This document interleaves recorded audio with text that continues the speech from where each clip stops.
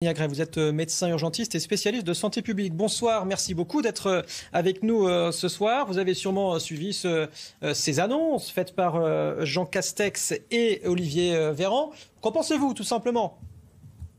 Eh bien, bonsoir monsieur, bonsoir CNews et bonsoir à tous vos spectateurs. Je suis ravi d'être parmi vous et d'avoir enfin la possibilité de m'exprimer sur des chaînes de télé et non plus sur des réseaux sociaux, puisque bien sûr il y a une audience bien différente.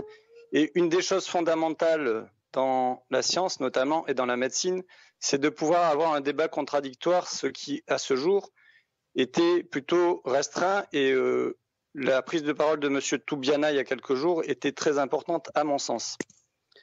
Alors pour dire quelque chose très simple, vous demandiez pourquoi on ne peut pas avoir confiance dans les chiffres du gouvernement.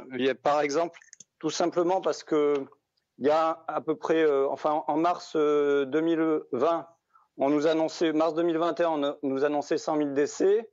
Et là, en fait, il y a des chiffres de Santé publique France qui disent que, a priori, il y a que 41 000 décès associés au Covid. Hein, on n'est toujours pas à 41 000 décès dus au Covid, mais 41 000 décès associés au Covid. C'est bien comme ça que c'est écrit sur Denis Agré, pardonnez-moi de vous couper. Après, on n'est pas du tout sur la confiance ou non au gouvernement. Alors, je crois qu'il faut croire aux autorités officielles. Pardonnez-moi. Je vous interrogeais sur les mesures sont-elles nécessaires pour justement tenter d'endiguer cette épidémie. On va parler du masque. Alors le masque, c'est une hérésie totale. On va rappeler à quoi sert un masque chirurgical.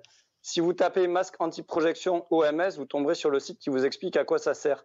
Comme son nom le porte, ça évite les projections. Donc ça sert, le filtre il est de l'ordre du micromètre, hein, donc c'est 10 moins 6 mètres, et ça sert à éviter les projections de bactéries parce qu'on a tous des bactéries dans la bouche pour ne pas les cracher dans le ventre, par exemple des gens qu'on opère ou les plaies qu'on suture. Donc c'est ça l'indication d'un masque chirurgical. Et ça n'a aucune fonction de protéger les personnes de contracter un virus à l'inspiration, puisqu'un virus ça fait la taille du nanomètre, hein. Pardonnez-moi, je vais mettre fin à cette interview. Non, pardonnez-moi, vous ne répondez pas aux questions. On n'est pas là pour. Vous n'êtes pas là pour. Posez-moi des questions. Je vous ai posé deux questions. Vous n'avez pas répondu. Pardonnez-moi. Ça fait plus de 2 ans que les enfants portent des masques chirurgicaux à l'école. Ça fait pas 2 ans. Il se trouve que là, depuis ça fait pas 2 ans. Mois, c'est depuis la rentrée scolaire. Ça fait 6 mois. Depuis des mois, on trouve des enfants positifs au Covid alors qu'ils portent des masques. Donc ça prouve bien que les masques ne protègent pas.